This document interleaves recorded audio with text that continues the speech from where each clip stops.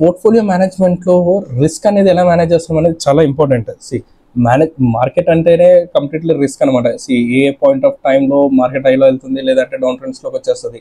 But అప్పుడు ఏంటి, risk factor అనేది మనకు 100% రిస్క్ ఉందన్నమాట. మన క్యాపిటల్ ఏదైతే ఇన్వెస్ట్ చేసామో 100% మనకు రిస్క్ ఉంది. సో అలాంటి రిస్క్ని మనం ఎలా మేనేజ్ చేసుకోవాలి మన పోర్ట్ఫోలియోలో. అండ్ ఆ రిస్క్ ద్వారా ఏంటి, ఓన్లీ మన ఎక్స్పెక్టెడ్ రిటర్న్స్ వరకే రిస్క్ని క్యాప్చర్ చేసుకోవాలా, లేదంటే ఎంటైర్ ఇన్వెస్ట్మెంట్స్ మీద మన రిస్క్ అనేది చూసుకోవాలా. సో ఇలా రిస్క్ అనేది మనం మేనేజ్ చేసుకోలేకపోతే ఏమైపోతుంది, ఆబ్వియస్గా మన క్యాపిటల్ అంతా వైపు అయిపోతుంది అనమాట. సో అందుకని చెప్పేసి ఎప్పుడు కూడా మార్కెట్లో రిస్క్ అనేది మేనేజ్ చేసుకోవాలి. ఈ రిస్క్ మేనేజ్ చేసుకోవడం కోసం మేజర్గా మనం చేయాల్సిన థింగ్స్ ఏంటంటే, డైవర్సిఫికేషన్ చేసుకోవాలి, అసెట్ అలొకేషన్స్ చూసుకోవాలి, స్టాప్ లాస్ ఆర్డర్స్ పెట్టుకోవాలి, అండ్ రిస్క్ అసెస్మెంట్ చేసుకోవాలన్నమాట.